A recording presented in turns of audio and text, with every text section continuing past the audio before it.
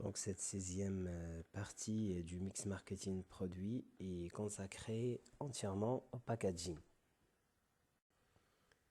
Donc les termes de conditionnement, emballage et packaging sont à peu près synonymes, mais on utilise de préférence le concept de packaging parce qu'il évoque en plus les aspects physiques et fonctionnels du contenant des produits, des aspects décoratifs qui sont très importants pour l'opération de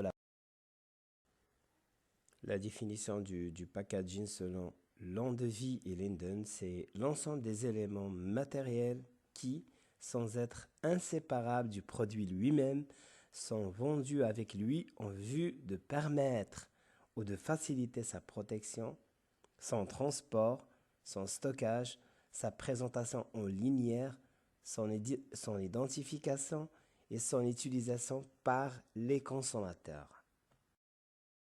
On distingue généralement trois niveaux du packaging. Il y a l'emballage primaire, l'emballage secondaire et l'emballage tertiaire. Quant à l'emballage primaire, c'est le contenant qui est en contact direct avec le produit. Exemple, c'est les bouteilles de jus.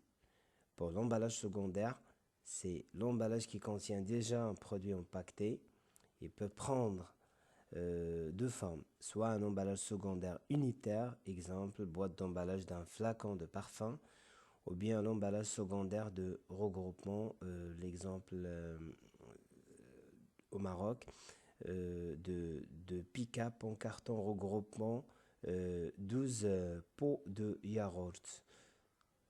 Et l'emballage tertiaire de manutention, c'est un emballage qui sert à transporter le produit vers les points de vente. Il intéresse plutôt les distributeurs que les consommateurs.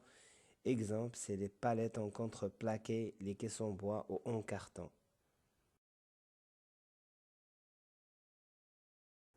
Quant à la composition du packaging, il comprend deux aspects qui sont le contenant et le décor.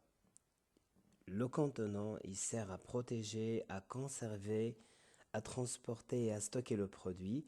Quant au décor, ce sont tous les éléments visuels du packaging. Je vais essayer de détailler tout cela par la suite. Le contenant est composé de trois éléments. Premièrement, les matériaux utilisés, deuxièmement, la forme et troisièmement, le système de fermeture. Pour les matériaux utilisés, c'est en général soit du plastique, verre, carton, métal. Pour la forme, c'est par exemple le packaging unitaire ou bien de regroupement. Pour le système de fermeture, il y a la boucle vissée ou bien les capsules plastiques ou les opercules soudés.